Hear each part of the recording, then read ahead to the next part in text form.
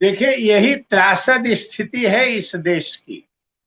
जो विपक्ष है यहाँ, मोटे तौर पर जिनकी सरकारें हैं, वो लोग बड़े विद्वान हैं, बहुत ज्यादा जानते हैं, जोड़ तोड़ की राजनीति में बड़े एक्सपर्ट हैं, रातों रात पाला भी बदलने की उनके अंदर कला है, वो सब जानते हैं। लेकिन एक कला नहीं जानते, वह ये कला है कि जनता के अंदर भी ये ऐसे ही नहीं भारतीय जनता पार्टी उभर आई। भारतीय जनता पार्टी के हिंदुत्व के दर्शन के साथ उनका प्रेम हो गया, इसलिए भारतीय जनता पार्टी नहीं आई।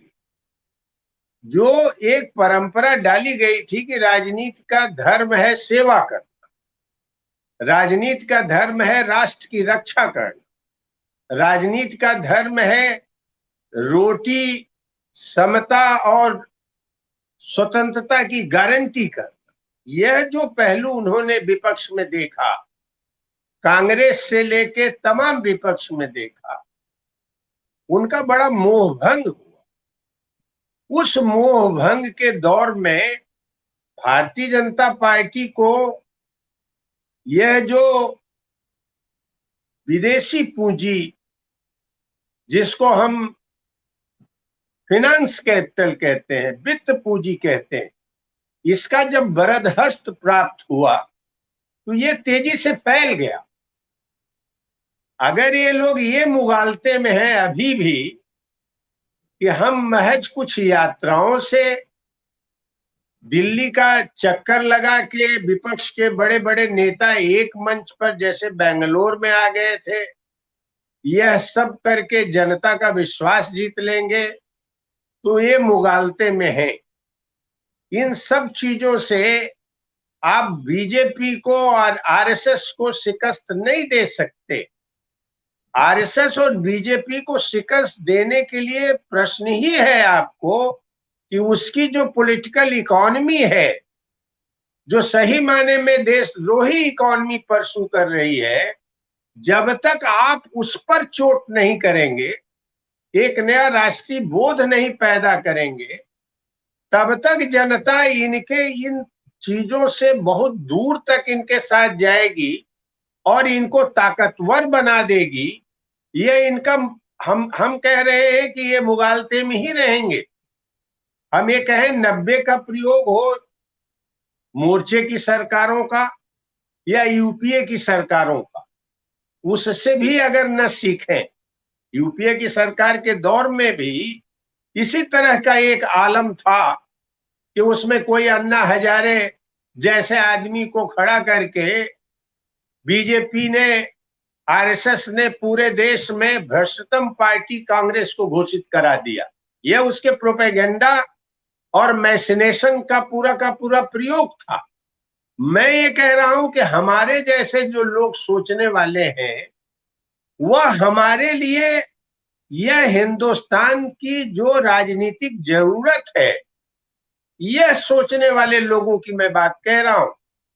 मैं केवल अपनी बात नहीं कह रहा हूं, मैं एक धारा की समझदारी की बात कह रहा हूं, जो बराबर लोगों को कह रहा है कि भाई बीजेपी को हराने के नाम पर जो तुम्हारा सामाजिक परिवर्तन का लक्ष्य है, उसका विलोप न होने दो। आप यह बराबर वो कह रहा है, उसका विलोप न होने दो, यह ध्यान रखना, क्योंकि अगर वह उसका विलोपीकरण हो गया तो भाजपा को हराने का जो पूरा संभावना है वो बुरी तरह से छीड़ हो जाएगी। मैं साफ तौर पर कह रहा हूं, अगर ये घोषणा नहीं करते कि हम परिवार के एक सदस्य को नौकरी देंगे, अगर इस पर ये बहस चाहते हैं, मैंने एक अभी 17-18 की बैठक है ग्वालियर में, उसके लिए एक पेपर तैयार किया है, उसमें मैंने दिया है आंकड़ा कि कैसे परिवार के एक सदस्य को रोजगार दिया जा सकता है।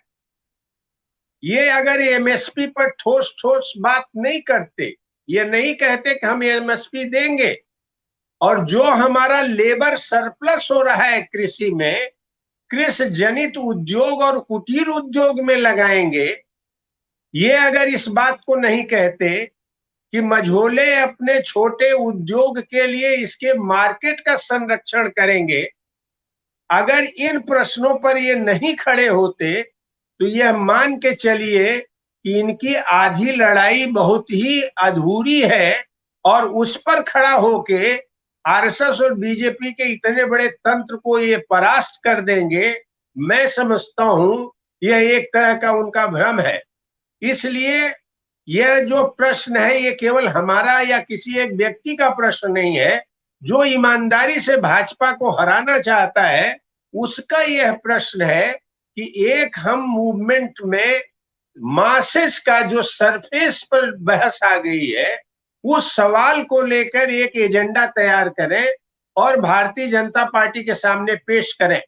काले कानूनों का आप क्या समझते हैं कि भारतवर्ष में 4-4 साल से लोग जेलों में बंद हैं और आप चार्जशीट नहीं दे रहे हैं।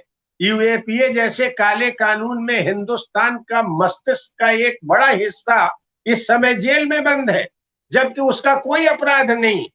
सभी लोग ये जानते हैं कि फॉल्स फैक्ट्स फीड किए गए उनके कंप्यूटर्स तक में। तो मैं ये कह रहा हूं कि जनता कभी कभी बोलती नहीं है लेकिन समझती सब है, और इसीलिए ये लोग सोचे थे। देखिए आज की हालत में यही कारण है कि 3 काम उन्होंने, आप जिन सवालों को पूछे मैं उसमें बता देना चाहता हूं कि उन्होंने नेहरू की आधुनिकता को और मंडल की जो सीमाबद्धता थी और मार्क्सवाद का जो भारत के संदर्भ में सही व्याख्या न होके मार्क्सवाद का गलत प्रयोग करके यांत्रिक जो प्रयोग किया गया, इन सभी धाराओं के बरखिलाफ हिंदुत्व खड़ा हुआ है।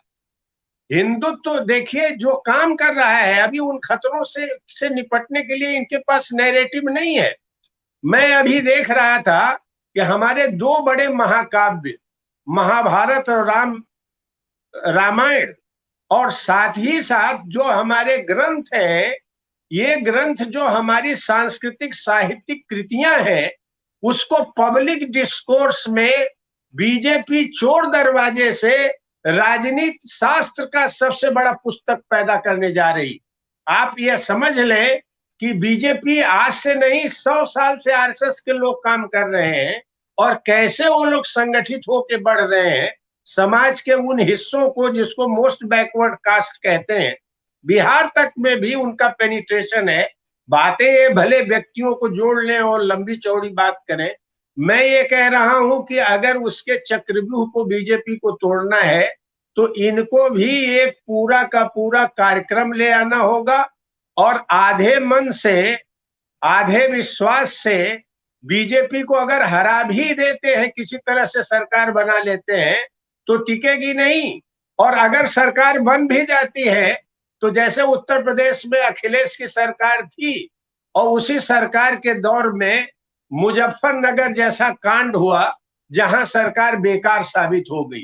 तो मैं ये कह रहा हूं कि ये हिंदुत्व के खतरे से निपटने की इनकी जो तैयारी अगर आधे अधूरे मन से है और कारपोरेट का भारत बनाएंगे, अगर यह उनका नारा है कारपोरेट इंडिया का, तो लड़ाई के पहले ही ये हार चुके हैं। ये जीत नहीं सकते। ये मैं भले किसी को कटु लगे लेकिन मैं ये सच्चाई कह रहा हूं। बीजेपी आरएसएस के खिलाफ एक दीर्घकालीन लड़ाई है जिसका तात्कालिक कार्यभार है कि उसको सरकार में 2024 में मत के आधार पर अपदस्थ किया जाए।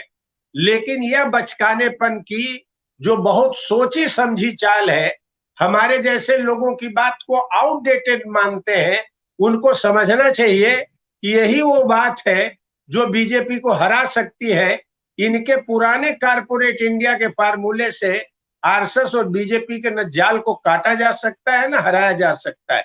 पक्ष और विपक्ष चाहे जिस भी धारा के हो, सबको ये बात स्वीकार करके एक पैकेज ले आना होगा राष्ट्रीय चिंतन का, एक पैकेज ले आना होगा जनता के जीवन का, एक पैकेज ले आना होगा भारतवर्ष में भ्रातृत्व बंधुत्व की, सामाजिक समता की और स्वतंत्रता की। बगैर उसके हम एक कदम भी आगे बढ़े यह एक भ्रम होगा। इससे ज्यादा मैं और नहीं मानता हूं।